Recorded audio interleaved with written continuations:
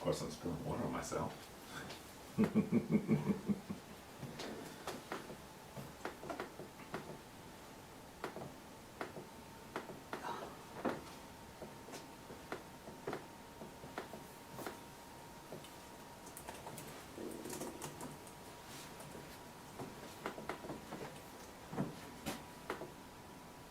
Ankh and Ma'at, Ankh and Ma'at. I want to go ahead and greet those of you who are watching us on YouTube. I want to greet those of you who are watching us on Facebook. Ankh and Ma'at, live your life in divine balance.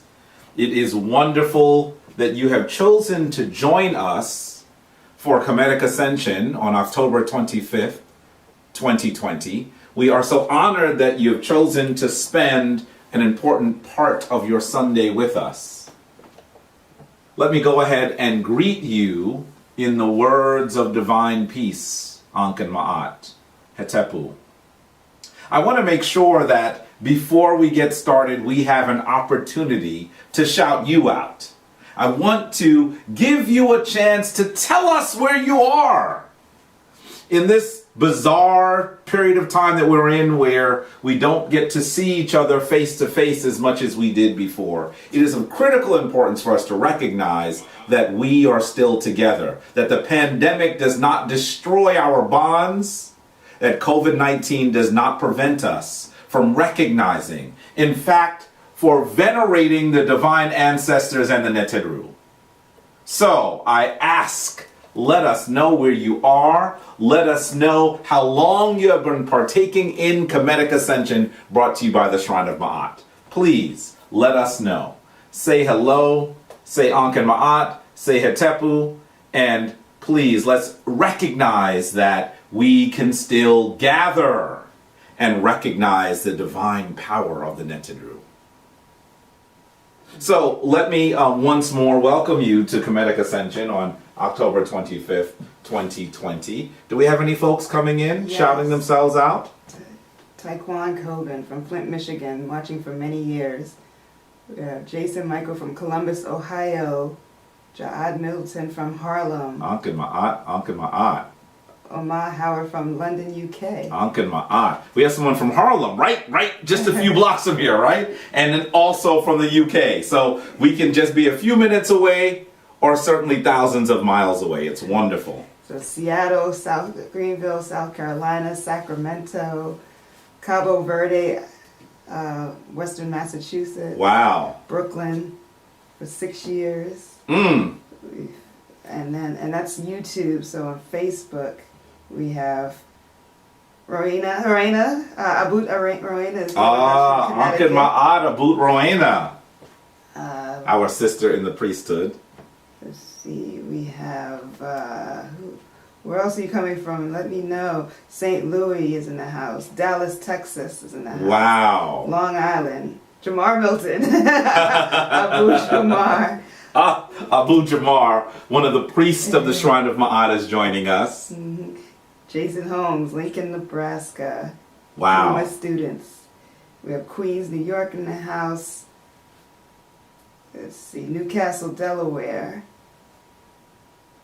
Gary, Indiana. Wow. Maryland. Woo. Charlotte. Miami, Florida.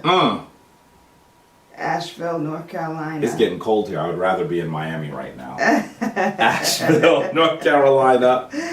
Montclair, New Jersey. Charleston, South Carolina. Phoenix, Arizona. Brother Tahuti. One of our initiates of the Shrine of Ma'at. We got the Carolinas today. Here's Raleigh, North Carolina. Atlanta, Georgia. Forestville, Maryland, in the DMV. Wow. Looks like we have a lot of folks on. But I still think that the UK is probably the furthest away.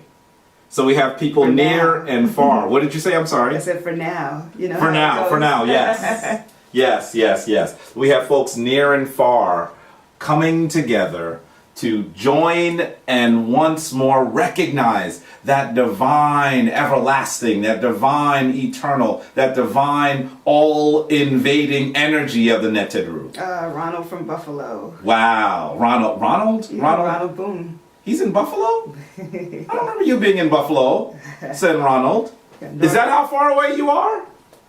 Buffalo? North Philly in the house. North Philly. New Jersey. India. India. Where in India? Let us know where in India. This is Uh-oh, on UK. YouTube. Looks like you got to run for the money.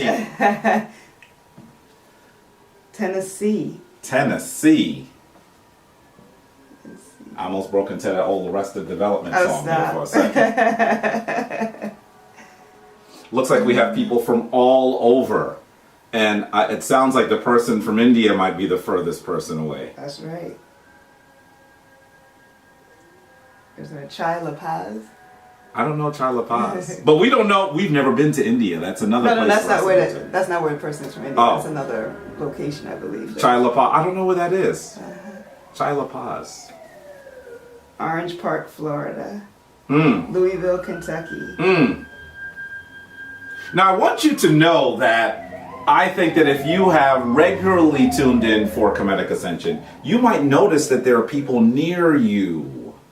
People that you may not have known prior to today, prior to Comedic Ascension. And I want you to recognize that those people who are practicing ancient Kemetic spirituality, who are coming together to recognize those traditions that come out of the deepest, darkest, oldest part of Africa, actually are all over the place and maybe near you. So what I'm saying is there will be a time that we will be looking to actually have larger gatherings in the area where you are. I'm not sure if we've ever said this on Kemetic Ascension, Anika. Oh, Guyana is here. And Guyana, and Paris. my mother's homeland. Paris too? Yeah, South Africa. Go ahead. South Africa.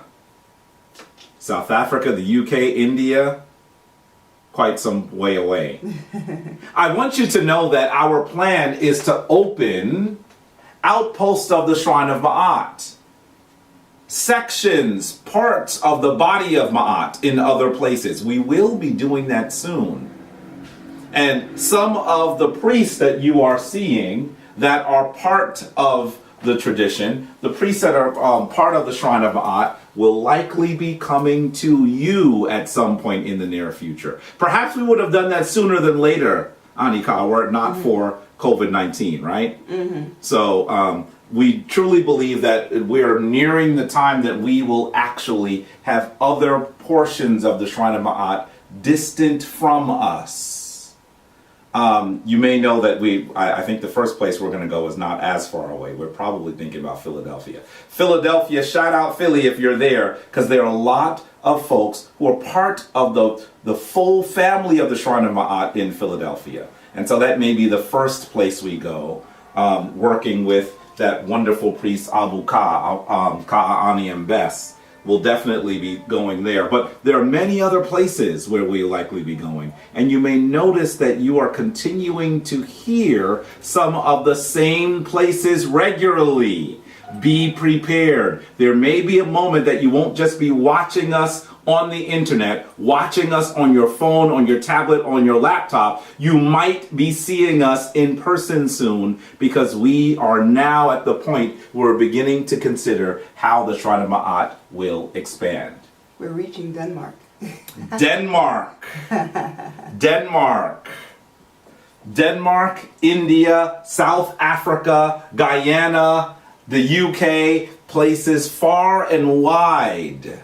The internet allows us to come together and recognize that the world is not big enough to contain us. That we will gather and we will recognize our African ancestors and their sacred traditions. So I am so pleased that you have joined us. I am so honored that you've come together on a Sunday when you can be doing all sorts of other things. I know that you are here because you hear the echo like I do. The echo of the powerful voice of ancient Africa calling us in the modern day.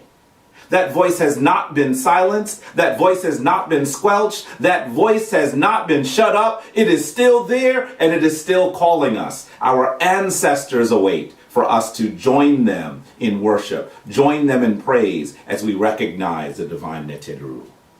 So I am so pleased that we are reaching people far and wide, that we are reaching people around the corner or around the globe. It is just amazing that you've joined us. Welcome, welcome, welcome, Ankh and Ma'at to you. And we have several Wenwets and initiates and Hemsanu in the room. Folks coming through, huh? Jehuti Mesters in the And house. you should know that the Wenwet is the So priesthood that of the means- Shrine of Ma'at. We have 9 priests, or 11 if you include us, because we're part of the Wenwet too. But the Wenwet is the priesthood of the Shrine of Ma'at, and we have many of them, and several of them on board. Who's with us? You said Abu Jamar. Sanet B. Those are the initiates of the Shrine of Ma'at. By the way, listen, we have had a very busy week.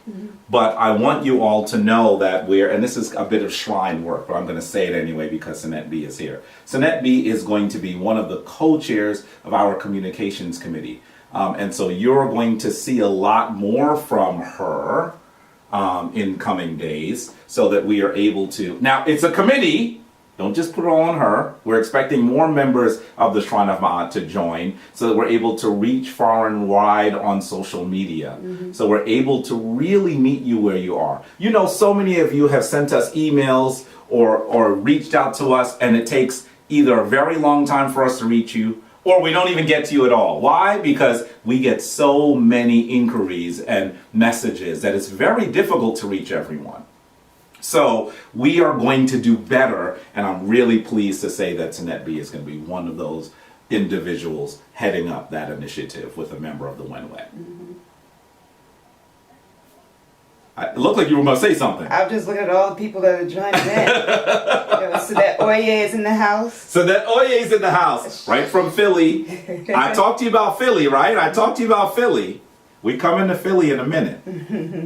So I want to say greetings to all of you, parts of the family, parts of the body, parts of the members of the Shrine of Ma'at, all of you who have partaken in Kemetic Ascension over the years, all of you who are full initiated members, the members of the Hemsenu, the first group of initiates, the members of Rakas Hashen, who are our most recent initiates, and of course the members of the Wenwet, the priesthood of the Shrine of Ma'at. And I'm going to give a shout out to Rob Bastet. Don't feel left out. Don't feel that we don't recognize you. Welcome, welcome, welcome. We're glad that you are here. We are so wonderful that you're here. It's so wonderful that you are here. And I'm seeing my student, Shira. Rob Bastet was feeling left out? Yeah, she said she's been giving her intro for many times and we haven't recognized her. Oh, we're recognizing sorry. her today. Yes. And where is Rob Bastet at? Tell us where you are, from. Rob Bastet, so we can properly shout you out. Okay. And many of our students are in the room. The students of our classes, right? Because we've done the history of Kemet, the history of African Americans. We're doing an African American history course right now. We have a wonderful class on the Medunetter, the language of our Kemetic ancestors, that Anika is running right now. So we have a lot going on. It has been busy. Can I say that? Sen It has M been is busy. in the house. Sen M, another member of Rakas Hashen, one of the initiates of the Shrine of Ma'at. It's wonderful to know that you are there. Did Rob Bastet tell us where? Not yet, I'm waiting, but I also see Sinette Fanta in the house. Ah, another initiate. Hyattsville, Wonderful. Maryland. Welcome, welcome, welcome. Oh, yeah. Lots of folks, huh? University of Bloomfield Hills. That's interesting. Ah, Clarksville, Tennessee. lots of people. Lots of people far and wide. Now, let me say this to you, folks. You have been coming to us and being part of Kemetic Ascension, and we are now about to embark with Sanet B, as we mentioned, on a drive to expand our reach on social media.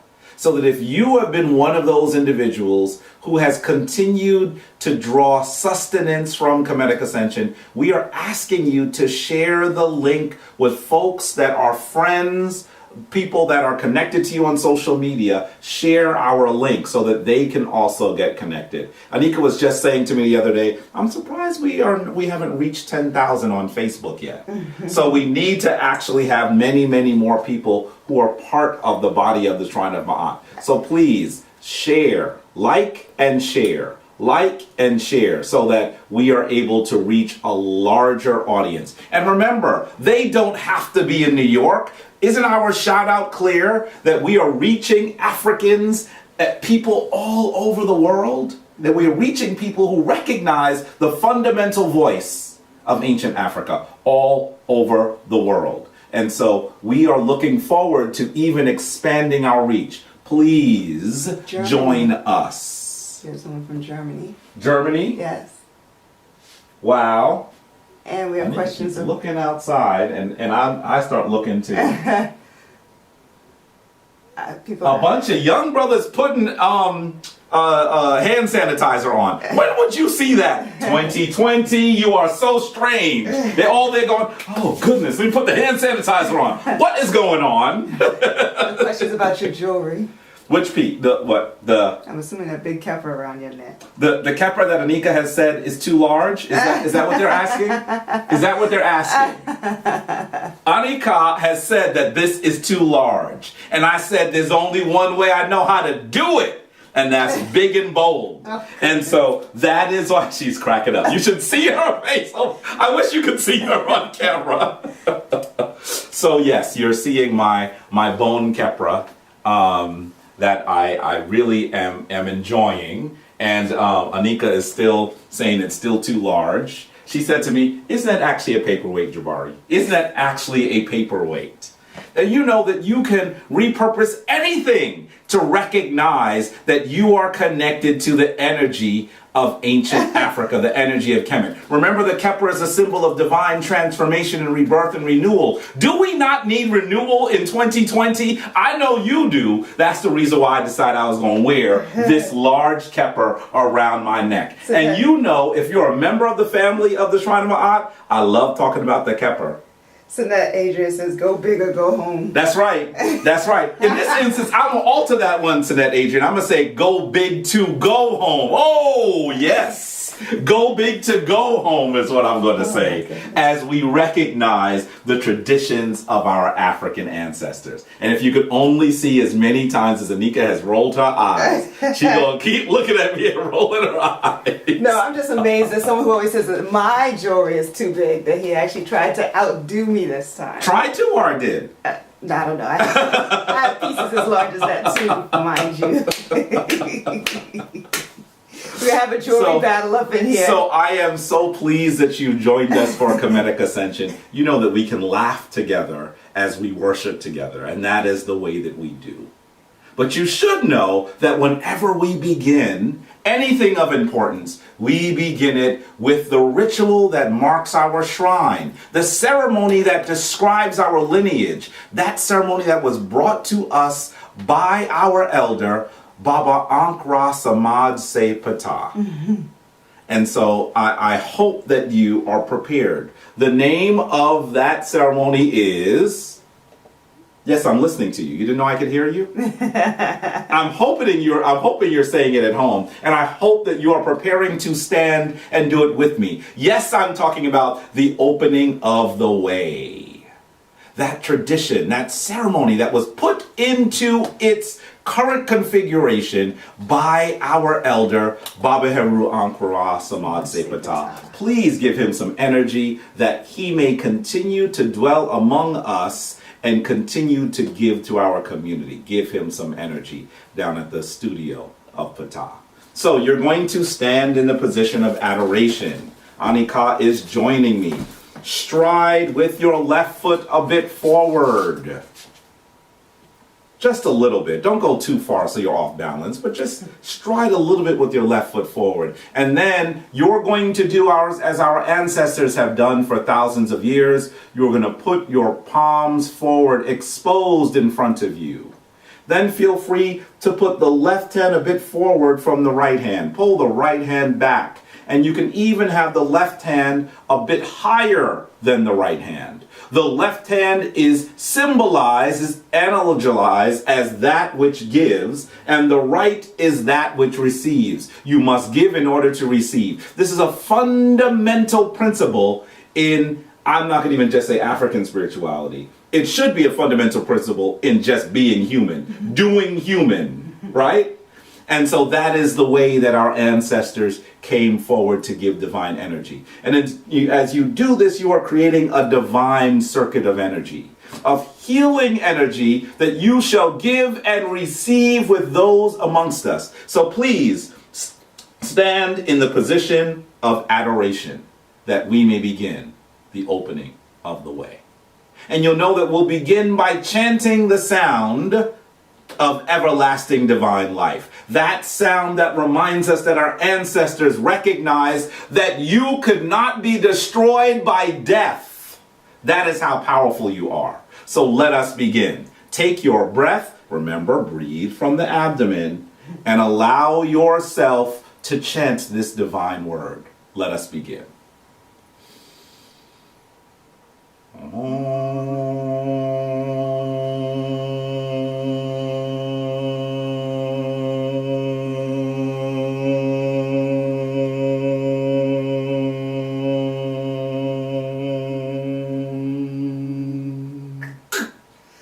Netrak in bed het. Netrak in bed het. Nook in bed het. Nook in bed het. Netrak happy. Netrak happy. Nook happy. Nook happy. Twa winter.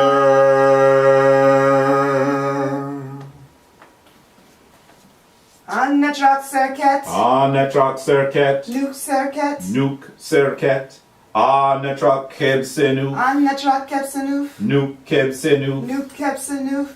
Twa winter.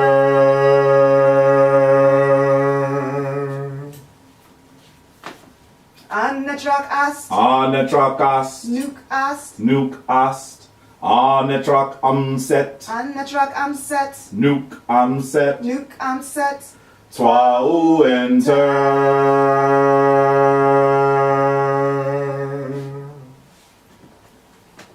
Netrak meat. Netrak neat. Nook meat. Nook neat. Netrak dwamutef. Netrak dwamutef. Nook dwamutef. Nook dwamutef. Twa winter.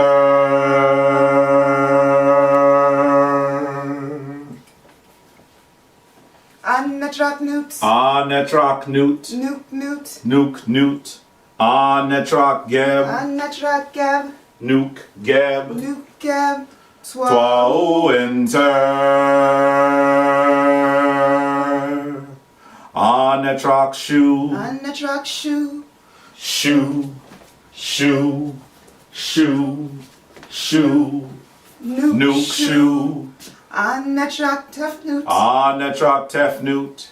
Tefnut. Tefnut. Tefnut. Tefnut. Nook tefnut. Twa winter. Netrak pout in teru. Nook pout in teru. Netrak imbu in teru. Nook imbu in teru. Twa winter.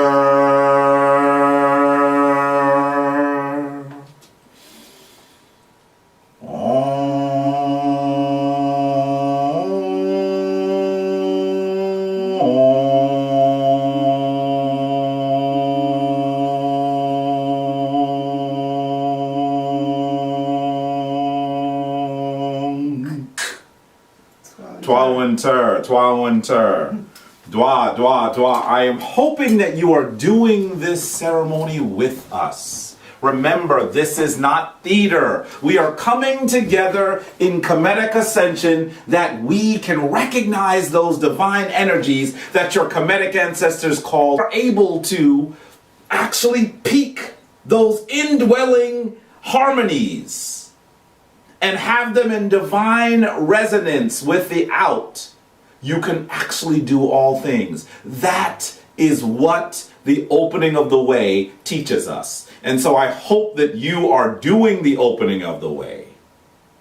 We say that you should do the opening of the way whenever you need to open the way, whenever you are doing anything of importance. And we always say your day is clearly important. So please, at the very least, do the opening of the way at the beginning of your day. It will remind you just how powerful you are. It will remind you that you are a divine vessel imbued with divine energy and that nothing is outside of your grasp. Please do the opening of the way. You've heard me say, if you are a regular to Kemetic Ascension, if you are part of the family of the Shrine of Ma'at, you have heard me say that we actually only have one problem. And I know that some of you done said, Jabari, have you lost your mind?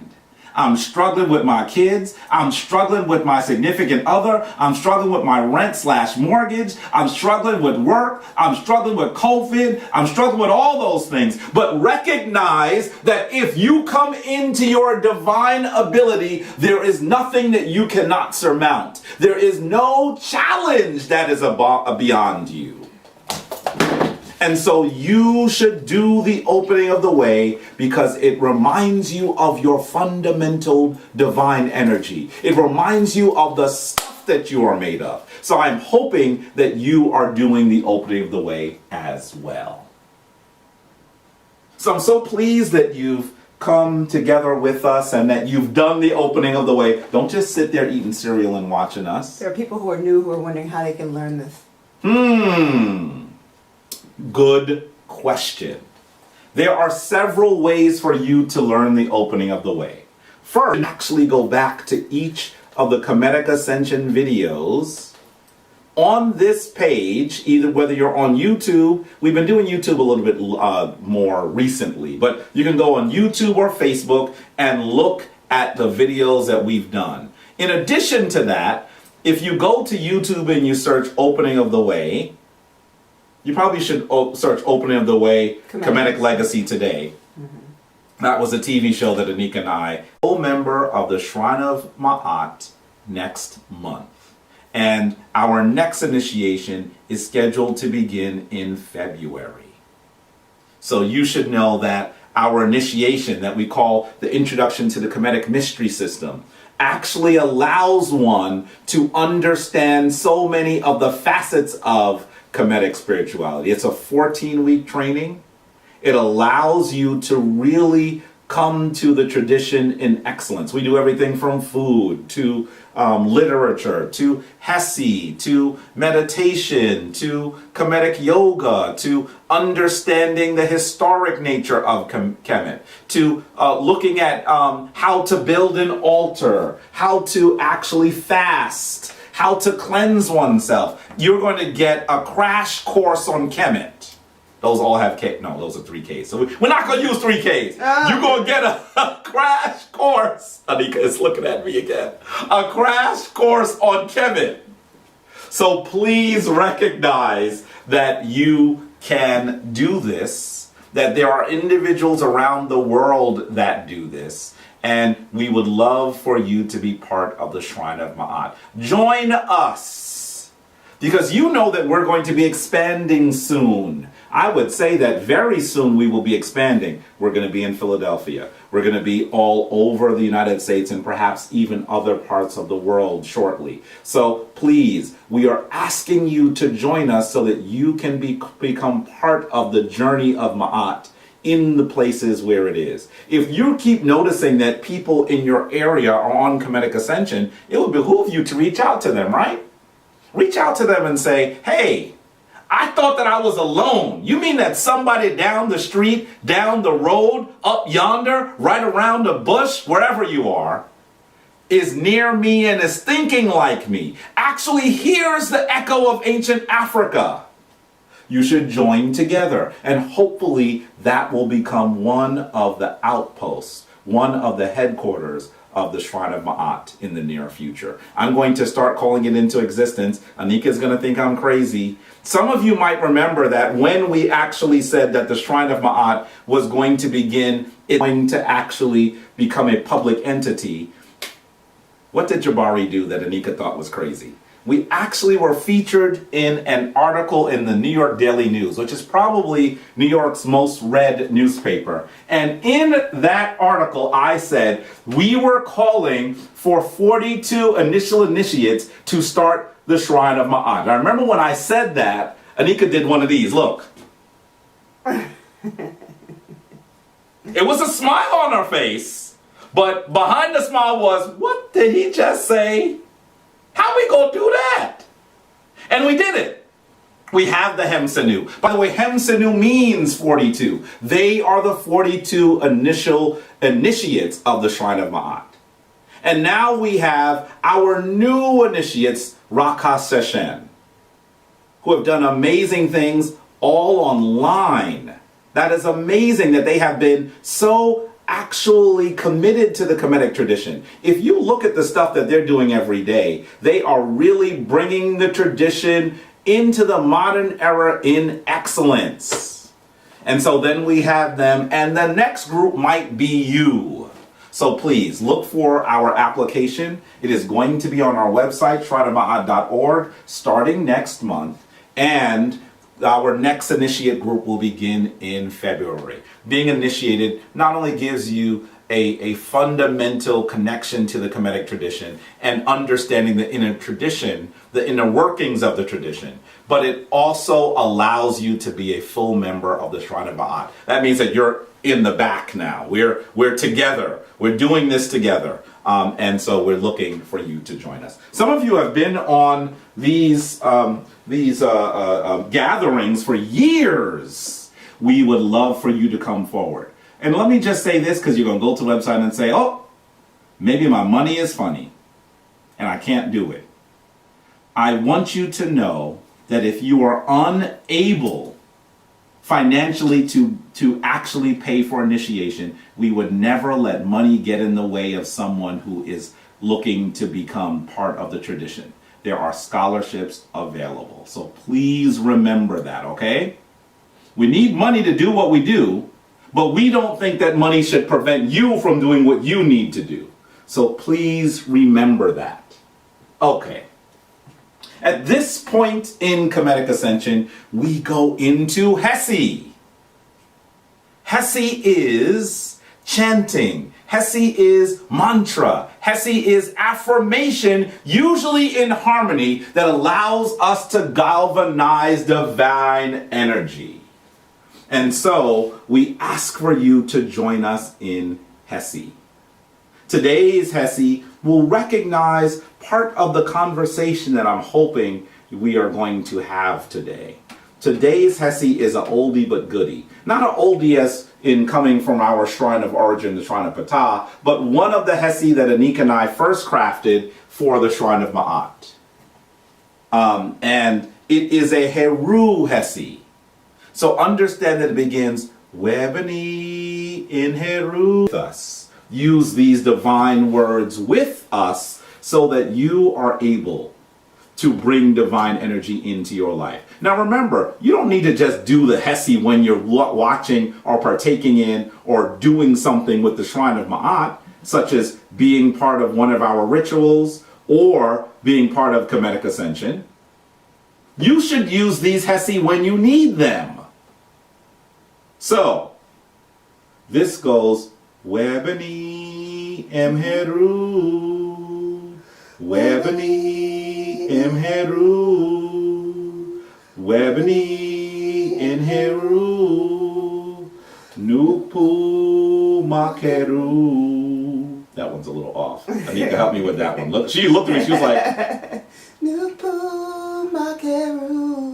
Nupu Makeru. Look at her. She see how the feminine energy sounds it out, right?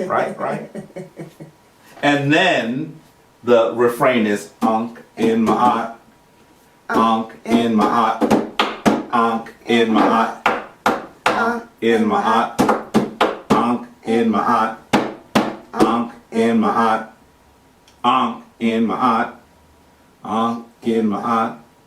Webani in Heru, Webani em Heru, Webani em Heru. Webani em Heru. Nukpu makeru.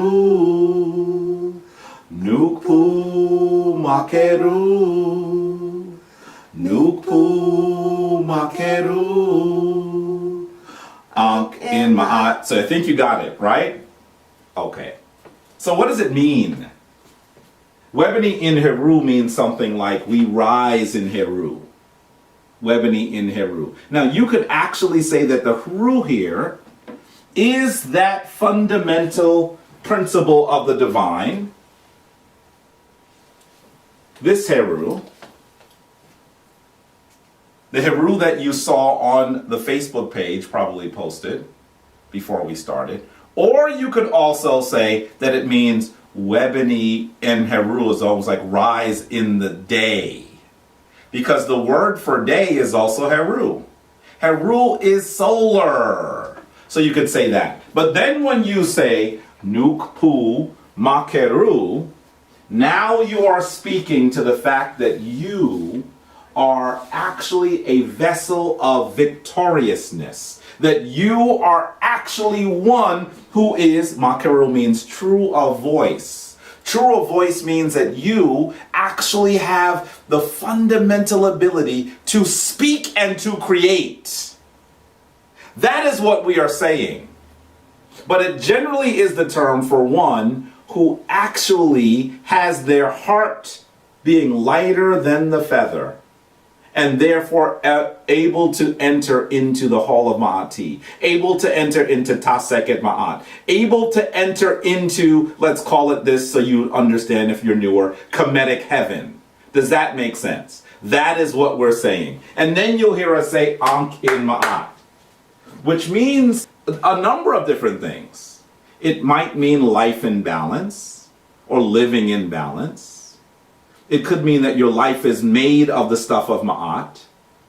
It could mean all sorts of things in that manner.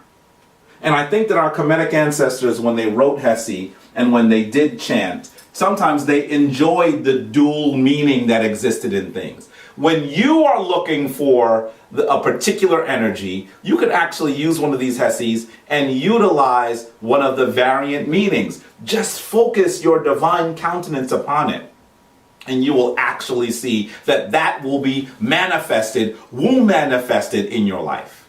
And so that is what we are singing. Are you ready? Are you ready? Mm-hmm. Okay, let's go. So Sinepi is saying, is it Heru and Ma'at? Or en Heru? Webani em Heru or en Heru? It is em Heru. Right? It could be either one, because you're saying I'm born Now of the sun. Now you or see. I'm born with the sun. Or Yeah, you know, here's the deal. Just like we say Ankh en Ma'at or Ankh en Some Ma'at. people say Ankh en Ma'at, some people say Ankh em Ma'at.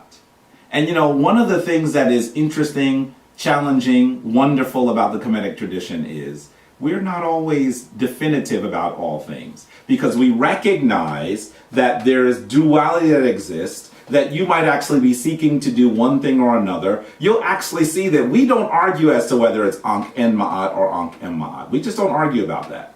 And so it could be either. It's life in balance or life of balance. Life of balance, right. So that's the difference between Ankh So en that Ma'at if you were and saying Ankh Ankh en Ma'at, maybe you were saying you were living in balance, right? Mm-hmm. But if you were saying Ankh em Ma'at, maybe you were balance, reciprocity, harmony, justice, law, those things, right? The 7 known principles of Ma'at. So, let's get it in. And of course, I'm glad that Sinet B asked this, because she's one of the folks that studied the language. So she's saying, well, what exactly am I saying? Say what means something to you. Can we say that? Because remember, you are a divine entity. I'm speaking to everybody. And so being a divine entity means that you should be able to choose. And that in many ways, no one should choose for you. Now you need to understand what you're saying or choose what you're saying. So that's why we're giving you both what we're saying in the variant tradition. So I am singing Webani em Heru, but that does not mean that you can't say en Heru. Okay? Make sense? Okay. Let's go. Webani em Heru. Webony and Heru, Webony and Heru, Nukpu Makeru, Nukpu Makeru, Nukpu Makeru,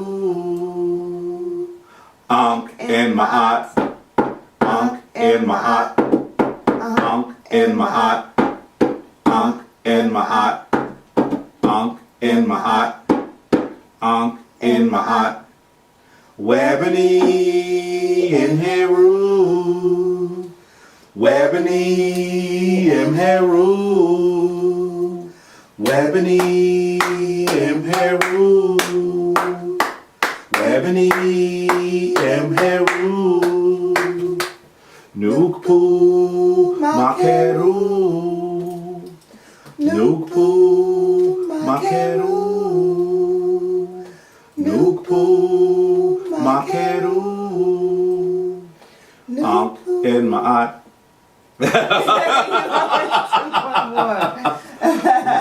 Nukpu Makeru,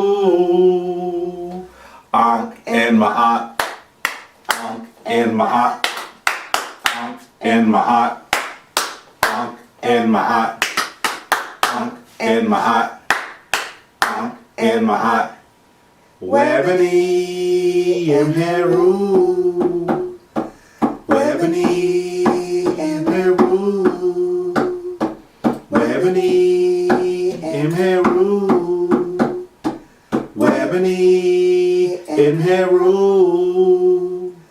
Nukpu Makeru, Nukpu Makeru,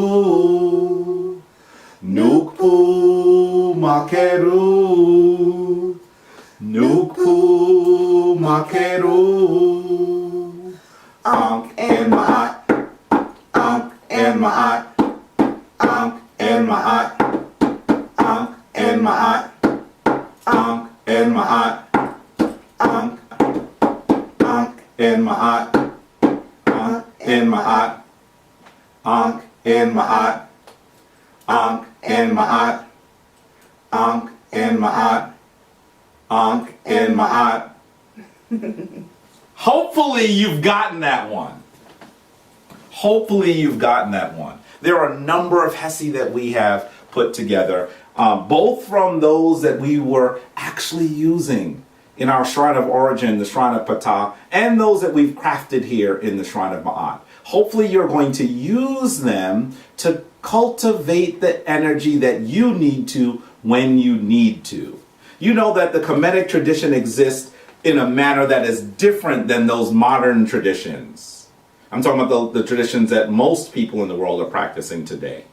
Judaism, Christianity, and Islam. The Abrahamic traditions. And there are other offshoots of the Abrahamic traditions that are a little different. You might even say something like the Baha'i tradition, which is also part of the Abrahamic traditions as well. But recognize that the Kemetic tradition is different in the manner that we recognize that there is one divine force, but that divine force operates in different manners at different times.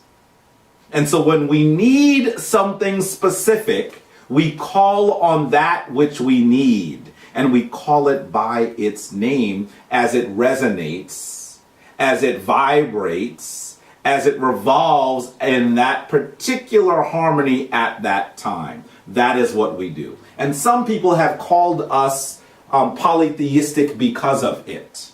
But recognize that that is not what we are doing. We are simply using the actual part of energy that we are needing at the time.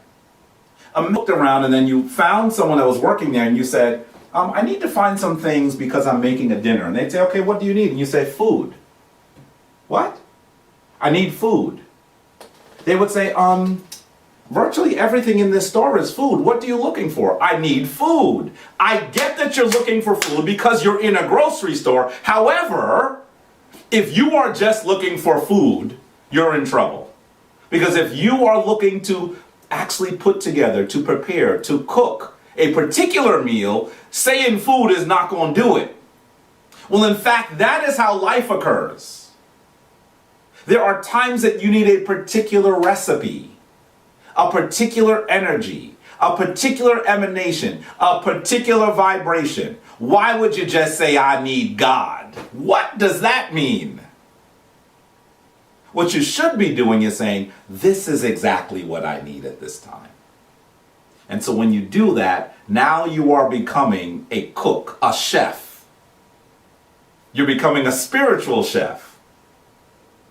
Someone who can actually craft or cook up that energy that you need to put it to work at the moment you need it. And so that is the reason why the Kemetic tradition uses different names. And it's of critical importance for us to recognize the fundamental manner in which the Kemetic tradition exists differently than the three modern traditions. This is of importance. I just wanted to acknowledge those who have made donations so far. Brother Onjay has made, or Onjay, I'm sorry if I'm pronouncing your name wrong, and Sister Nicole just made donations. Brother to our Onjay, Cash App Sister Nicole, Dwa. Other people, those are people that made so the far, trip. those are the ones. And you know, listen, you should know that as Abu Vernon has gotten us accustomed to saying, Abu Vernon being one of the members of the Wen Wen, we don't do this for money, but we need money to do it, right? It is expensive. We were just going through some of the costs with one of the priests this week. And when he heard it, he said, wow, it costs money to do this, right? And so we need to be able to do it that way. So much of what happens actually comes out of the pockets of Anika and Jabari. And we don't complain about it because this is our charge, this is who we are.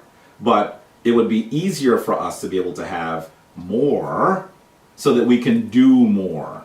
We're going to continue to give freely to the shrine, the two of us. But recognize that if we have more, we can do more. So please, I want to thank you for continuing to give. So let me go ahead and speak to you about what we usually call a word from the Sebayit.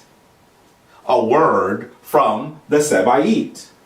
And the Sebayit is wisdom literature. That body of literature that comes forward from ancient Africa that actually allows us to recognize the power of the African tradition. But the Sebayit is actually, in some ways, they are instructions for how to live. It is not necessary for you to simply listen to someone describe your ancient African tradition, because you can read what your ancestors spoke about it for yourself. So please read from the Sebayit. Today we're going to do something a little different.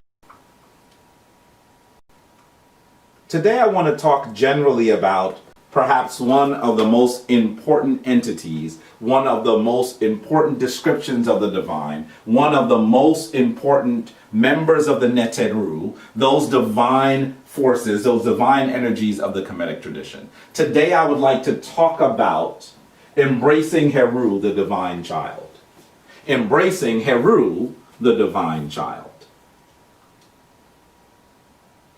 So let me first say, who is Heru? Heru, as you may know, is the child of Ast and Asar.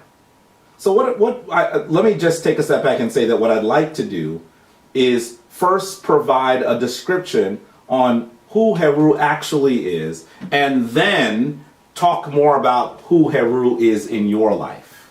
Does that make sense? Because remember, in the Kemetic tradition, we're not describing historic beings.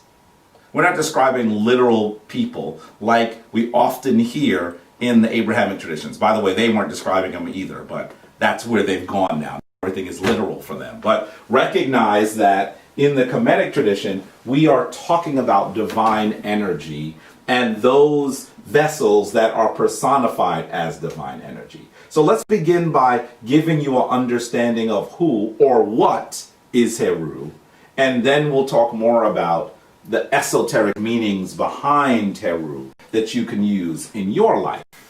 So, who is Heru? Heru is the child of Ast and Asar.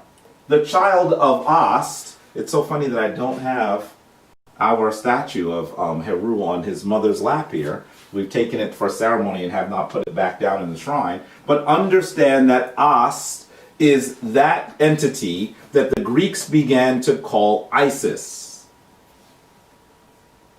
Ast is the divine mother. Now, there are some people who will say Aset.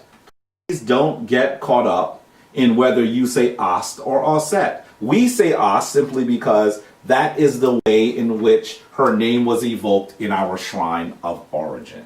There's nothing wrong with saying Aset. However, if you say Isis, know that you are now not even trying to speak the name of the ancient woman. You are now speaking her name according to those people who did not truly understand the tradition, the Greeks. So try to use Ast or Aset. So he is the child of Ast and the child of Asar. And of course, Asar, in many ways, is the deity whose painful death and resurrection allows us all to be resurrected. Asar is the entity, the being, that describes our ability to have victory over death. And in fact, out of all of the deities that have been described in history, he is likely the first one to be killed and resurrected. Long before Jesus, long before all of the other names that you might be familiar with, some of them from that same region, Saturn and Attis and Dionysus, long before all of those other names, there was Asar. In fact, Asar is likely the archetype for all of those names. Yes, including Jesus. I'm not going there right now, but just know that. Okay. So being the child of Ast and Asar, recognize that his story is very interesting. His brother who was jealous of his throne, and what occurs in this great epic myth of Ast, Asar, and Heru is a journey that Ast must take with her sister Enbedhet to find the pieces of her husband as they have been torn apart.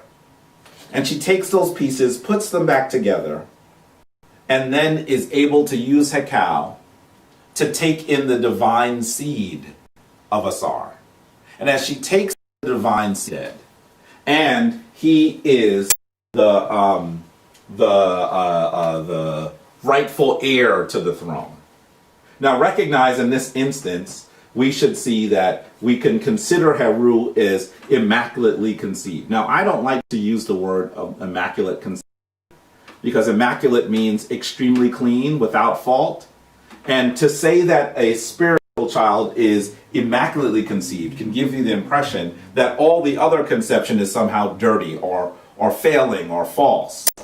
And that's not what we would say. Let's say that he was sacredly conceived. Does that make sense? He's the first deity to do this, long before anyone spoke the name of Yeshua, long before anyone spoke the name of Jesus. He is in many ways considered the son of the divine. Because if Asar is the archetype at this point for the divine, archetype for God, then Heru is the son of God. In fact, it's one of his titles that we see come forth from the Merkut text. So, this is of critical importance. He is also the symbol of divinity, of the power of divinity on the physical plane, because we know that Asar then becomes the symbol of divinity on the astral plane, on the plane of resurrection. Asar is that individual that does the work here. Heru is that individual that does the work here. And so that is of critical importance as well. He's usually depicted as a human child, but then you'll also see him depicted with a falcon head. Here he's victorious. So here we see an image of Heru with his falcon head. And you can see he has the double crown on, the crown that is sometimes called the Peshent, the Shemti crown. Yeah, you told me to come forward. Sometimes called the Shemti crown. So this means that he is victorious. He has taken his father's throne. He has rectified his father's name. This is after he has his final battle with his uncle Set, who was the one that killed his father. By the way, Set, you know, is sometimes called Seth. That's a later rendition of his name. But probably the first rendition of his name is Setesh or Sutek. But so many of us know Heru as having the falcon head, but understand that's only after he's victorious, not before. Right? And I also want you to know, you know, I didn't say this, that in the African tradition, his name is Heru, but the then just changed the name of Ast to Isis, and the name of Asar to Osiris. They changed the name of Heru to Horus. By the way, it's so interesting that while we spell the name Horus in English sometimes Horus, there are many people who have the name Horus. Just because it's spelled Horrace, understand it's nothing more than a Latinization of the name of Heru.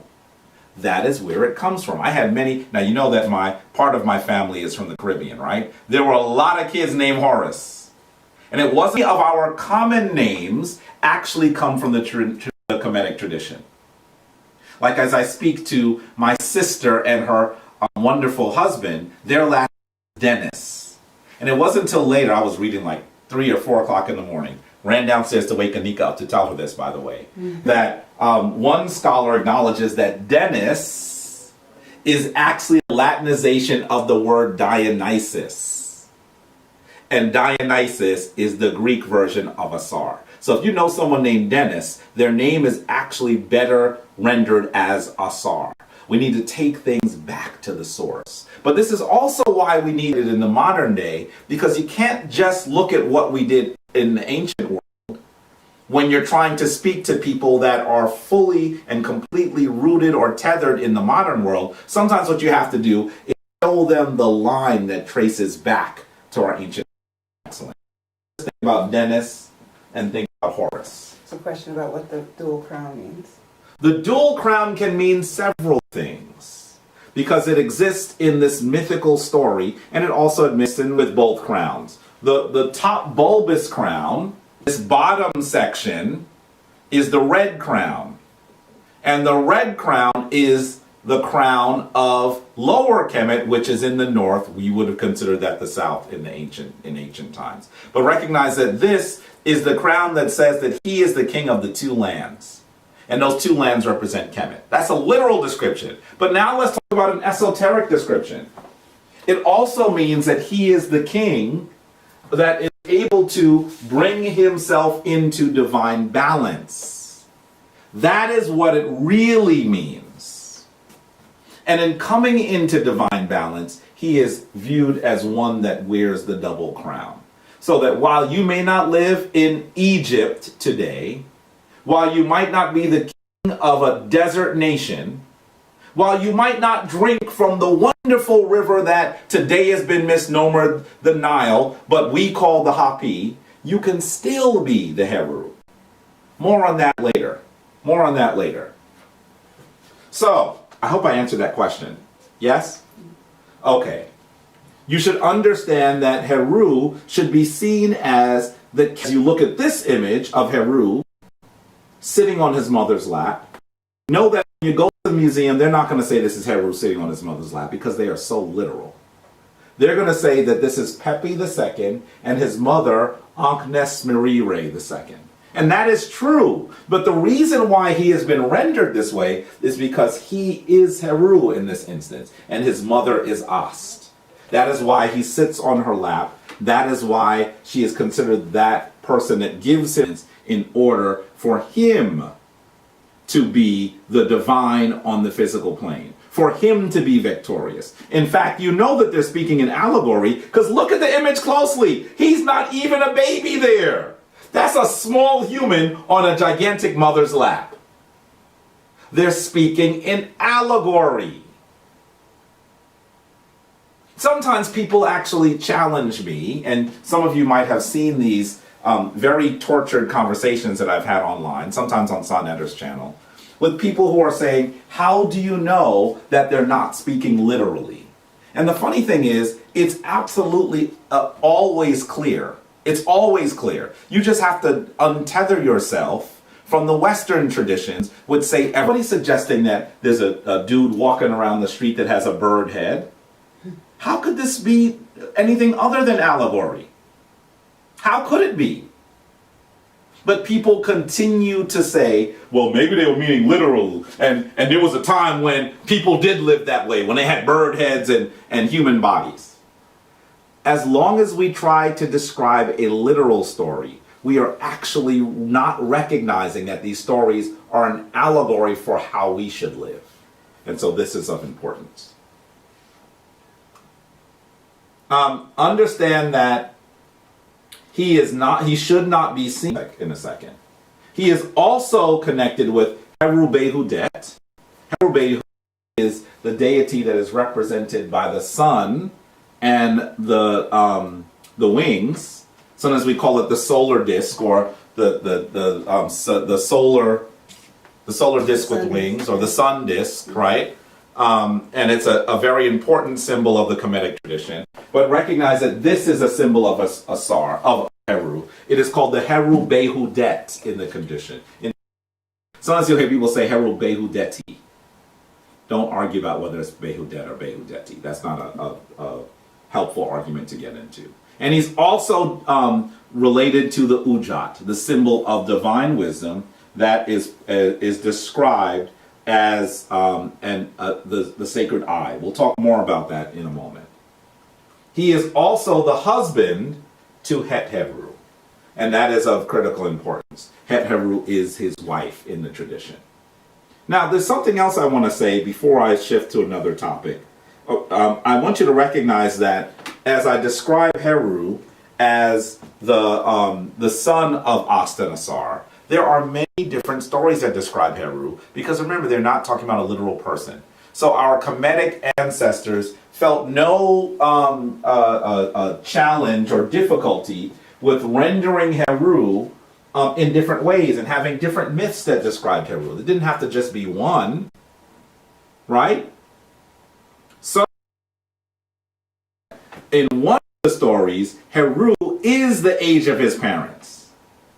That he comes out of the primordial waters at the same time with Astanisar, but that he is actually held in abeyance. That in some ways he is equal to his parents, but he is later sent through Ast. And this is usually who Heru or Heru the Elder. Another version of Heru. And I think that in the analogy of this, understand that they are saying he is equal to his parents. That is what they are saying. That's an analogy that you need to take away from this. So, here are some of the names of Heru. Heru Murti or Harmurti, which means Heru of the two eyes. Remember we talked about the Ujat? We'll talk more about it in a second. In fact, let me just say that the two eyes both represent the sun and the moon. Tell us which one is the moon eye and which one is the sun eye. Type it in the chat so that we can continue this conversation. He's also known as Heru-ur, or you'll also hear Heru-wur, depending on how you translate that glyph. Heru-ur or Heru-wur, which means Heru the Elder. He is also known as Mekhenti-ur-irti. Mekhenti-ur-irti. Mekhenti-ur-irti. And that's Heru that has no eyes. And then you either hear Kenti-urti, Heru who has eyes. What is with it with all this no eyes or two eyes? Part of this, remember Heru, the name Heru also means day. He is also a description of the movements of the heavens. And so it is possible that when they say the Heru who has no eyes, they're talking about how the sun and the moon occur in the heavens. He is a solar and astrological deity. In fact, virtually all deities are. You can also refer to the different stages of battle that he was in with his uncle. Yes. There was a point when his eye was removed. There was a point when he was being an ignorant child and thought that he was ready for battle, so that could be him not having the foresight to know that he wasn't ready. So that's him with no eyes. I would argue him that having his eye removed was when he was defeated in battle. Yes. Mm-hmm. I would argue that even that myth, that story is connected to astral theology. Mm-hmm. And that's the reason why they rendered it that way, because they were looking at Heru in the heavens and decided they were going to tell a story that encodes the sacred movements of the heavens. And so that's part of that as well. Do we have answers for Heru, Heru, what did I ask? Oh, which eye is the sun eye and which eye is the moon eye? No answers yet? Nope. What? I know the delay is not that long. No. That means that some of y'all not answering the question, or you done fell asleep. Wake up! Come on now. You have to know the information of how your ancestors viewed this if you are going to be able to bring it into the world in excellence. You can't just say, okay, Heru, I'm Heru, I don't need to know the details. Your ancestors spent thousands of years, tons of spiritual power to describe this the way that they did. You need to understand it in order to bring it back into existence. So Sinet B says that the left eye is the moon. Mm-hmm. And the And right therefore, eye is the sun. the right eye is the sun. Is she correct? Is she correct in the chat? She answered the question. Let's see if she's correct in the chat. I want you to hit 1 if you think she's right, or 3. 1 if you think she's correct. 2 if you're like, I don't know about that. Or 3 if you know what? I don't know. I'm waiting for Jabari to give me the answer. Let's see what you come up with. We have a couple of ones. A couple of 1s. One. Any 2s or 3s? Just ones. So Net B, they must think that you have a lot of information because they were not answering the question and you gave the answer and they said, yeah, that's right. She sounds like she knows what she's talking about. Now, Derek Grant says that the left is the sun and the right is the moon. Okay. Okay. So that Adrian is waiting for the answer. She's number 3. Jennifer Tidwell says, I'm being honest, I'm waiting for 3. He's waiting. Let me say that Tanet B has been studying for quite some time. She might be relatively young in age, but she's aged in wisdom. So she is correct that generally speaking, the right eye is considered the sun eye and the left eye is considered the moon eye. Which is the feminine The eye. right eye is the masculine eye. The left eye is Feminine. the feminine eye. Now let's be clear. We're not saying women gotta wear the left eye and the men have to wear the right eye. That's just trying to take your African traditions and smash them into the small vessel that we can call Western understanding. And that doesn't work that way. There's so many people who have tried to do that. And when they do that, they are doing dishonor to their ancestors and they're not moving their own personal narrative forward into great divine wisdom. Recognize that the feminine eye is the intuitive eye. And yes, men should also work on their intuition. And the right eye is the creative eye. It is the stuff of. So one is the knowledge of creation. The other one is the stuff of creation. They cannot be both. That's why he's wearing the crown, no? Because he is in divine balance. Remember, this is not just about how ancient Kemet existed. We're literally talking about the story of how your ancestors suggested you reach your divine balance. Now, as I talk, hopefully some of you are going to recognize why we rendered the Hesi, why we used the Hesi that we did. I hope that you recognize that's what we're doing. Jehuti Mess just mentioned Lisa left. Is he old enough, my little brother, Jehuti Mess? No, a piece of Jehuti Mess. I haven't seen you in a while, although he came to the ceremony and assisted with the actual ascension of our last group. But I miss him because I don't get to see him every week like I used to. So I miss you, my brother. I miss you. We still have to give him a date for dinner. Yes, we do. We're still supposed to go out to dinner. So hopefully we'll see you soon. Okay. Another of the names of Heru is sometimes it's called Har-Si-Is. Now this is in some ways the way the Greeks rendered this. Har-Si-Is. That means the son of Isis. Right? Mes and Ast. And so that is the same as Har-Si-Is or Heru Ast is another way to say that. I've already mentioned Heru Behudet. He's also known as Heru Kahuti. What does Heru Kahuti mean? Heru Kahuti, Heru Ma'at, Heru Kahuti.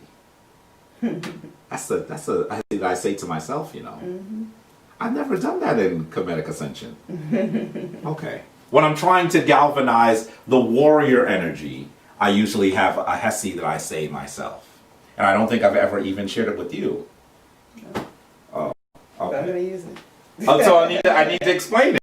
I'm realizing that Heru Kuhuti is considered a warrior form of Heru, but you should also understand that Heru Kuhuti means Heru of the horizon.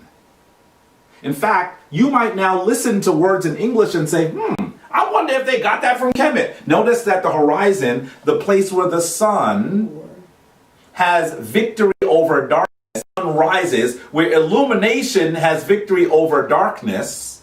Think about what it means, because the horizon is not just a literal thing. The horizon is also something that should be seen in its great and allegorical manner.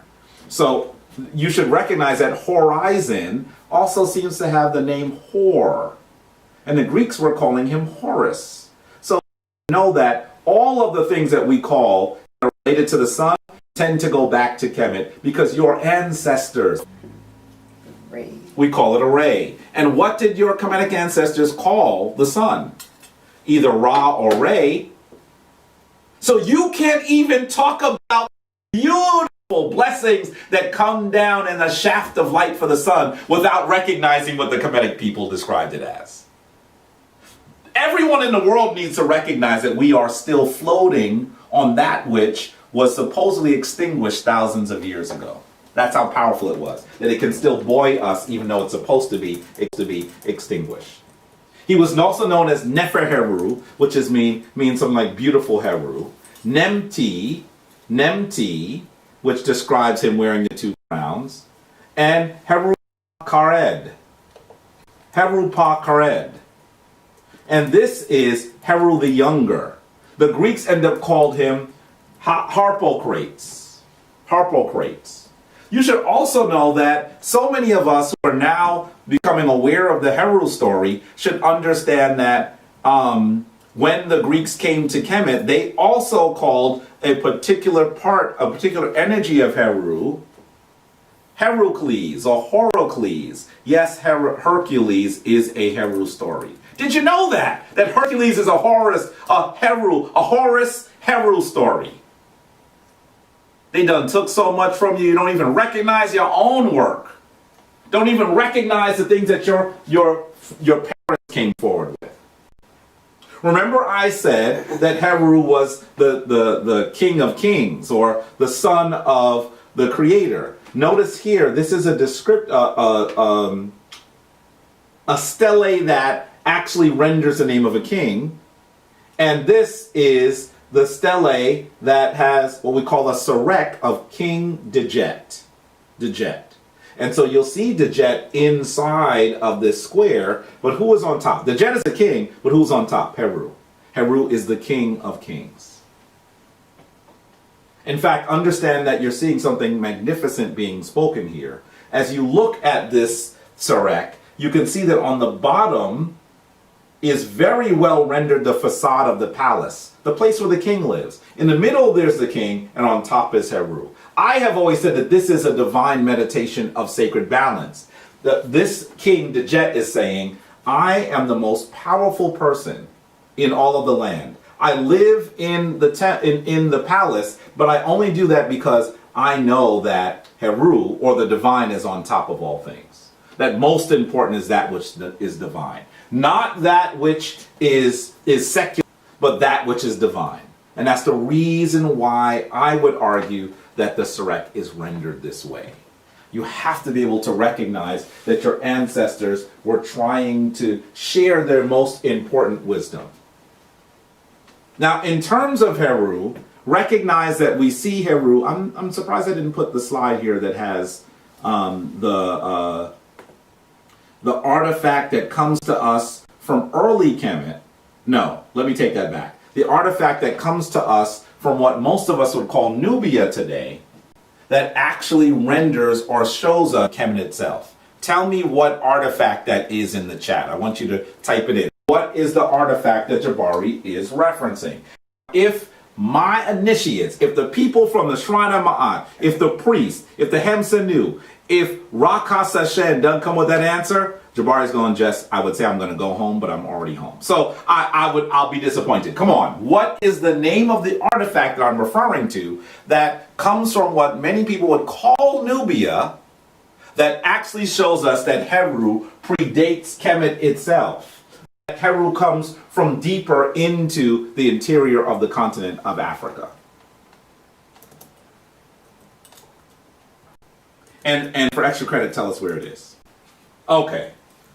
I'm going to start with this artifact. You're actually going to see that this is considered the world's first historical document. It is called the Palette of Narmer. It describes how Kemet's first king put Kemet together. He was a king in the south. There was someone in charge in the north. He moved forward, conquered the king in the north, and unified Kemet into one land. This important king's name is Narmer or Menes. Narmer or Menes. And so you will see that Heru assists Narmer in defeating his enemies. Can you see he has the enemy has a hook in his nose? So Heru is sitting in front of the face of Narmer. You don't have this slide? No? I'm sorry. I don't know how I did that. He's sitting with a hook in the nose of the person that he has to defeat. And it looks like it's 6,000, an army of 6,000 that was defeated. That's the Palette of Narmer. Has anyone answered my first question? No, I think you just answered it. No, I didn't. What's the artifact that comes from Nubia that tells us that that Heru is likely older than Kemet itself? Come on, don't let me down. And where is it? It's older than Kemet, the artifact. No answers? I know that the delay is not that long. Come forward, Africans. Come forward, Kemetiyu. Give us the answer. Anyway, I'm hoping that you find it quickly, and I'm hoping that you will have that answer soon. Okay? I'm hoping. Don't make Jabari disappointed that you don't remember this. Okay, let's move. I want you to also recognize... Okay, there's some discussion in the chat room about whether the moon is actually masculine because it's referenced by a masculine into the... Okay, let's hear. That's in that B. So saying the moon is actually a masculine into the rare occurrence, but it's true. So we'll be dispersing the official info on that soon. Well, let me say to you that because it's represented by a masculine deity doesn't mean that it's masculine. Mm-hmm. Because we both have those aspects, right? You could also say that there's the Lady of the Moon. There are certainly deities that were the Lady of the Moon. We could go into that a little bit longer if we need to. We'll talk more about this. And I think it's an interesting description, an interesting discussion that we need to have. You come with your stuff, I'm going to come with my stuff. We'll meet you across the field at noon, and we'll have a good play with this. We should be able to actually have discussion of how our tradition exists and show information and then say, you know what, this is what we think is what they're trying to do. Okay, so the answers that have been given out are the Cusco incense burner. Okay. Is there more than one? Someone said the Sphinx. Okay. How many other descriptions are there? Is that it? Those are two answers? Yeah. Okay. Do you see Heru on the Cusco incense burner? Heru is actually standing on what is likely a palace. It's an early version of the Serek. So yes, we see Heru, or the falcon, standing in the way that is similar to the Serek. That is the answer, the Cusco incense burner. Did they say where it was? Yes, one said not the playa. Not the playa is not necessarily connected to... We don't see Heru in Nabta Playa. But we do see Heru on the Cusco incense burner. Well, where is the Cusco incense burner? And stop Googling. The Cusco incense burner is in the Oriental Institute Museum. at the in Chicago, right? It's part of the University of Chicago. So understand that that is where it is. It is perhaps one of the most important artifacts to assist us in our understanding of our Kemetic ancestors, and it ain't on the continent of Africa, which I think is very interesting. We have a question. Yes. What was the name of Namer's land before he united them? That's a really good question. We can tell you what city he comes from, but I don't know if they had a name for the entire land. Namer comes from the same place where that is the center or the focus of Heru. And that city's name is Nechen. But I don't know if he had a name for the entire region in the southern part of Kemet. But we do know that he comes from the city of Nechen. So that's the closest answer that I can give you. That's the closest answer. Okay. So, as you look at this, understand that you can probably see now that that Heru symbolizes all of the rulers. And this is a very, very important way to look at this. Heru actually comes all the way from the Kustal incense burner, which is before Kemet is unified. That artifact was found in Nubia, what we would consider Nubia. Of course, it wasn't called Nubia at the time, right? But it was found beyond, lower than the borders of Kemet, before Namer comes forward. So that tells us that Heru was being worshipped, was a symbol of the divine, was part of the pantheon of Neteru before Kemet is even unified. Of course that should tell us, because he's already on the palette of Namer. And if Namer is the guy that puts Kemet together, then how come he's already seems to be a priest or he has recognizing Heru, right? So understand that this is older than Kemet. Sometimes when we say Kemetic spirituality, we are trying to be clear about where we are looking at the spirituality. Kemetic spirituality is really, sometimes maybe we should say Kemetic Cushitic or Cushitic Kemetic spirituality. Maybe we're talking about the spirituality of old Africa. Our titles, in many ways, they don't really give us a genuine understanding of what we're trying to describe. And so I would say to you that sometimes I just think it should be called Wat and Ma'at, right? The tradition, the way of Ma'at, the path of Ma'at. That's why I really think our tradition should be called Wat and Ma'at, the way of Ma'at. Okay, so understand that Heru becomes a symbol for a very long period of time of the rectified soul, of one who actually has to go through trials and tribulations in order to become divine. Isn't that who we all are? I don't know anyone who isn't balanced and divine that didn't do some messed up stuff at some time, or have some difficult things happen to them, or have to figure some stuff out. And that is Heru. He becomes popular throughout all of Kemetic history until he is suppressed by the Christians and the Romans much later. He continues to be worshipped at the temple that is known as Pilak or Philae until that temple is closed by the Theodosian decree. Theodosius was actually a Roman emperor, and that is when it actually closes the book on Heru, unfortunately. But you know that you cannot close the book on something so powerful. It continues to eke out a way to find its way into the world. Take a look at Heru with Anpu in the tomb of Horemheb. Horemheb, the ruler that comes after I,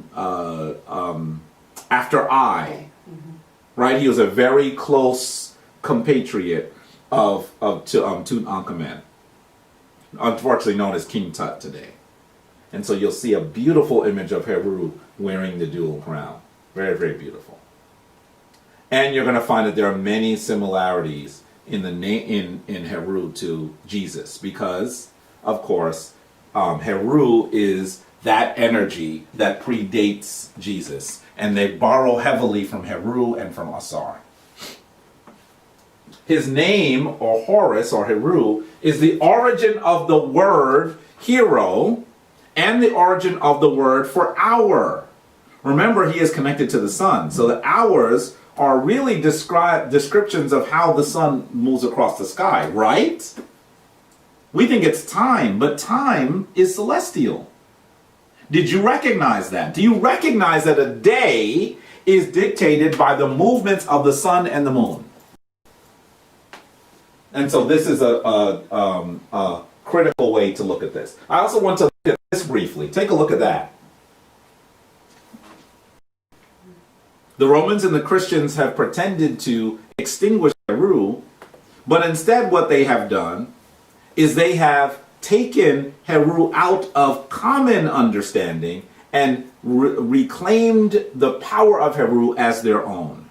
This is the seal of the United States, the most powerful nation in the world.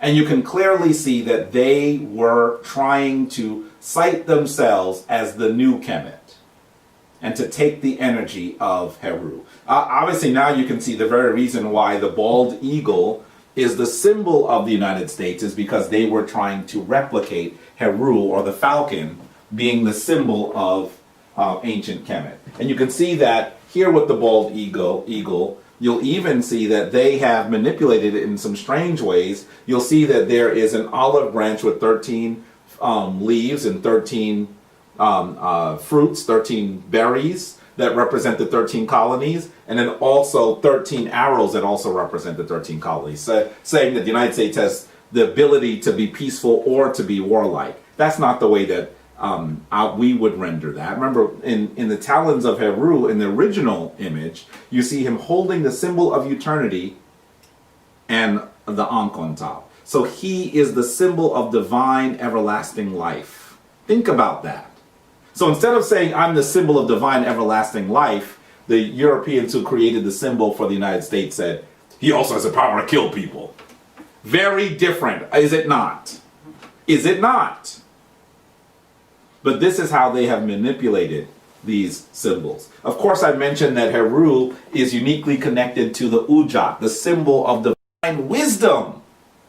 The symbol that we know of as the eye of Heru. Sometimes people call it the eye of Osiris, right? People who are not familiar might say to you, isn't it the eye of Osiris? And I just have to tell them that it's the eye of Heru. And of course, how does Heru get this? He does battle with his uncle. He loses the battle, and his uncle tears his eye from his face.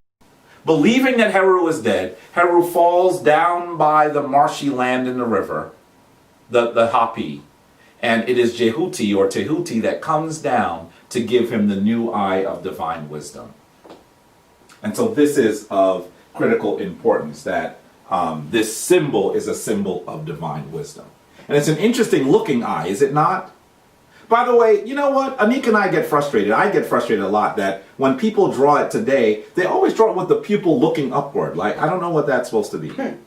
That's only how it's drawn today. I've never seen it drawn that way in the ancient world. The eye is just looking forward. Why do they always draw it like it's rolling its eyes? You'll notice that when you look at modern ways that it's rendered. I see people with tattoos of that. I don't know why they render it that way. But understand that this symbol is called Wejat or the Ujat, depending on how you translate the glyphs. And it is uniquely connected to this symbol. That's the reason why the symbol of healing and medicine is the RX. And it's strange that the X is rendered lower than the R. What they were trying to do is find a way to create the symbol of Asar, the symbol of Heru, the symbol of divine healing and divine wisdom with Latin letters. And so they came with this RX that you're going to see everywhere as a symbol for medicine. And there are those that also say that when you do a cross-section of the brain, it looks very clearly that the eye might also be a reference in the way that it's drawn to the power of the pineal gland. Very, very interesting that it looks so similar. If you look at this cross-section, you'll actually see that which looks very similar to the eye right in the middle. So that it is not necessarily an eye, a literal eye. It is an eye of divine wisdom. I think that you all are familiar with the story of Astasar and Heru. So I won't take extreme liberty with describing it now for the sake of time, but understand in the quickest thumbnail that I can give you. Asar is the king of Kemet. His brother is jealous of his role. And so when he leaves to go give civilization to the rest of the world, Asar puts his queen, Ast, on the throne. When he returns, Set has already hatched a plan to wipe out Asar and to take the throne of Kemet. He in fact does kill Asar. And then Ast has to go on this epic journey with her sister in Bedhet to find the pieces of Asar, to put them back together so that she can take in the divine seed and give birth to their heir, Heru. After she does this, Heru actually has to be raised. And think about how this works. He's raised, but he's being raised without his father. Ast does everything she can to teach him the sacred ways. And she's doing this as she is in disguise as a poor woman cleaning the homes of wealthy women. Eventually, Heru gets old enough to perhaps fight Set. Ast essentially is going to give him the final lesson, but because he's a young man, he runs off to fight Set himself. He is defeated by his uncle. His eye is torn out. And then Jehuti gives him the eye of wisdom that he may go back and receive the final teachings from his mother. He comes back to defeat his uncle, and now he becomes the king of all of Kemet. He does not kill Set. In some ways, he subdues Set. Set is first considered the ruler of Lower Kemet, and he is considered the ruler of Upper Kemet. But then Jehuti, who is the one that speaks for the Neteru who judge their battle, says that Heru was then the king of all the land. That's the story of Astasar and Heru. But I want you to think about what the story of Astasar and Heru is in your life. Let's not be Kemetic Christians. Because you could just look at this as a literal story. It is clearly not a literal story. What is it trying to teach us? There are many different corollaries that you can pull from this story. Think about the difficulties that Heru has had. Think about the fact that he is a child trying to receive wisdom without his father, that his mother is raising him alone. I know we haven't seen that story. That's alien to us, right, people? That's alien. You're not familiar with that. But imagine that your Kemetic ancestors were talking about the difficulty that a mother might have trying to raise her divine son without his father. And that he actually becomes a knucklehead to some degree. He goes off to do battle on his own, even though his mother says he's not ready yet. And that he loses. How many battles have you lost? Because you weren't quite ready. He returns and receives wisdom and then is able to be victorious. He does not kill his people. The image of the lower extremities are the image of Set. So Set is particularly connected to your reproductive ability. Set is the animal that is you. But Heru is divine wisdom that should be in control of the animal. This is of critical importance. This means that you should be able to live above your urges. This means that you should not destroying your urges, because your urges come from the animal that is you. They are sacred as well. But if you allow them to run rampant without any divine wisdom, you'd be eating cupcakes and having sex all day. I almost said that differently. Listen, for those of you who are blushing, just imagine what Jabari was going to say. Understand that it is important for us to recognize that we must have divine wisdom. The wisdom of our ancestors in all of the work that we must do. That is the story of Heru. In fact, you will hear the U sound at the end of his name. Because I think our ancestors were saying that Heru was all of us. We are the children of the divine, having our challenges and tribulations, but that if we follow and maintain our sacredness, that if we are able to actually utilize divine wisdom, we will be victorious. And what is the word for victorious? Ma'akeru. Do you hear his name in there? Ma'akeru. Truer voice. You can be victorious and burst into the sky in the symbol of the sun with wings. Don't we need to actually focus on wisdom today? Don't we need a little divine wisdom in 2020 when everything seems to be askew? Is the question. I'm hoping that you are ready to be Heru in your life so that you can bring your family back into balance. And what does Heru fundamentally, I heard the question. I hear that there is a question. What does Heru fundamentally have to do in order to be the king? He has to rectify his father's name. So Heru becomes king by remembering his ancestors. Is that not your story? That in order for you to go forward, you must look back. And in fact, you cannot build anything without a foundation of the past. And so this is of critical importance. It is really important for you to recognize how important our ancient traditions, our ancient ways are in coming forward. Yes, Anika? Is there a concept of killing or death in the Khmer tradition? Is there a concept of killing or death? Absolutely. There are many who are killed. There are many who are who die. The story is essentially that you are able to actually have victory over death. That is what the story is saying to you, that killing and death is real. Asar is killed, but that you do not have to be destroyed by death. That you are so powerful that death cannot stop you. Now, I don't know what kind of power that is, but it's the highest power that must exist. This is powerful. And this story of Heru, this story of power, tells us that there is so much that we can actually receive by actually understanding the story of our ancestors. That you can be victorious. That you can be so victorious that even the grave cannot stop you.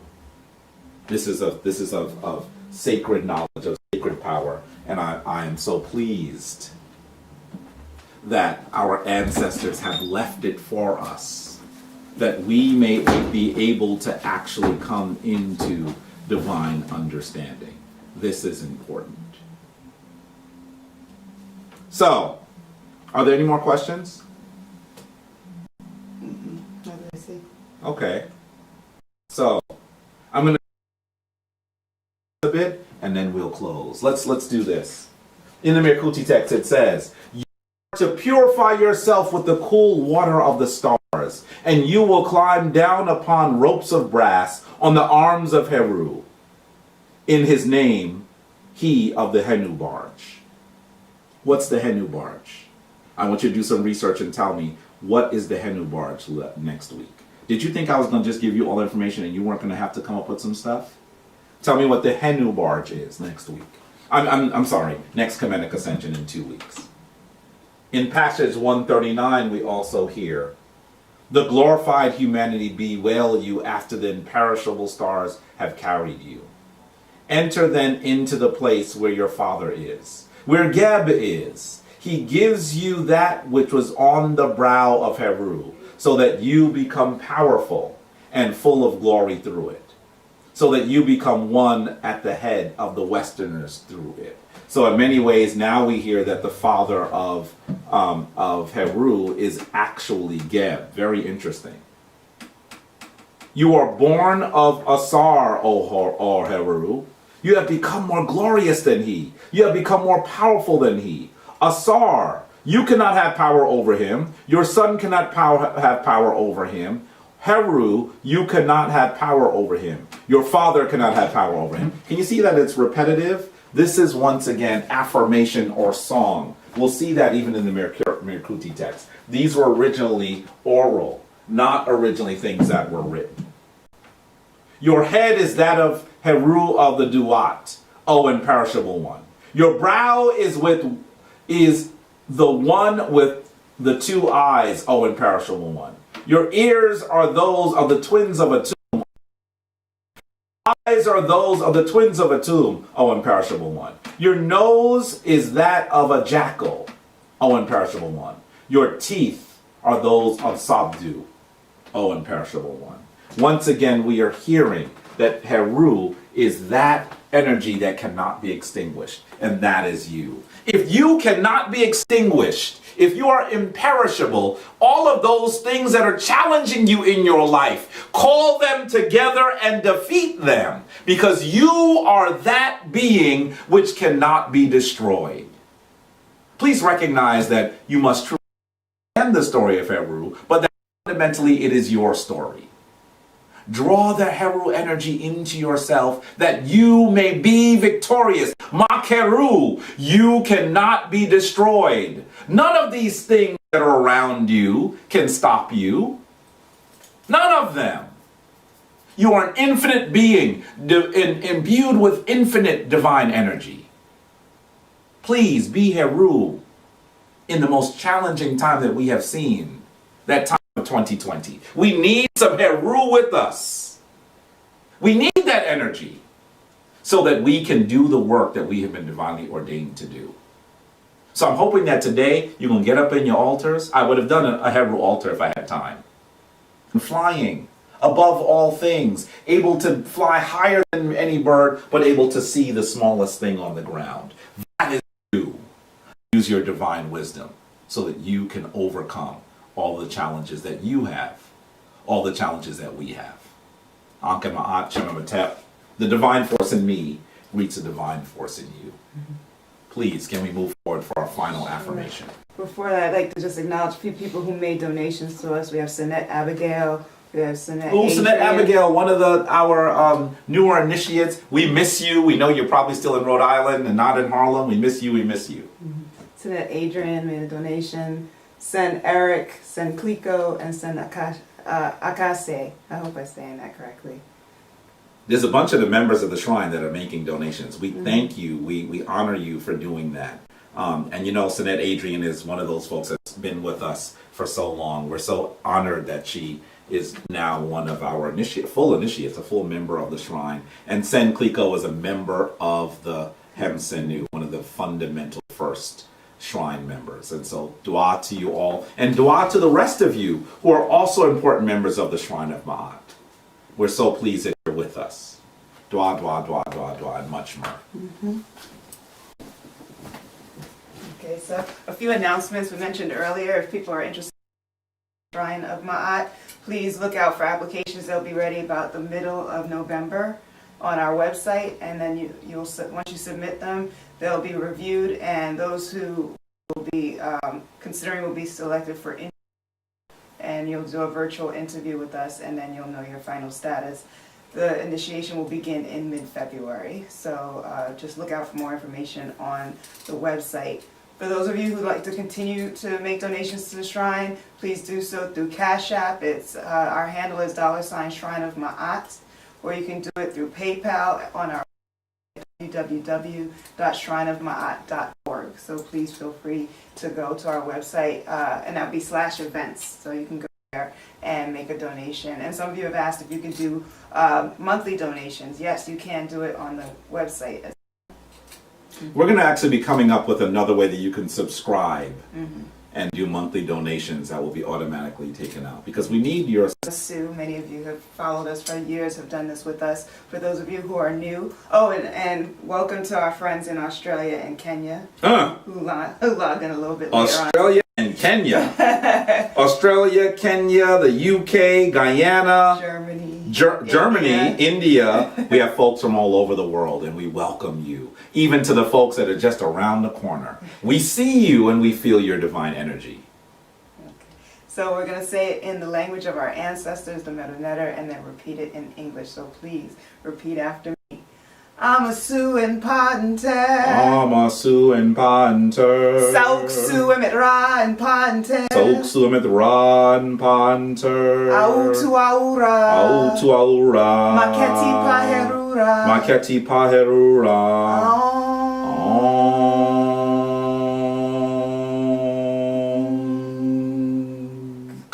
Give yourself to the One Most High. Give yourself to the One Most High. Keep yourself daily for the divine. Keep yourself daily for the divine. And do it tomorrow. And do it tomorrow. Just as you did it today. Just as you did it today. Twa winter. Twa winter. Thank you to the divine. Thank you to the divine. Thank you to all of you. And thank you to all of you.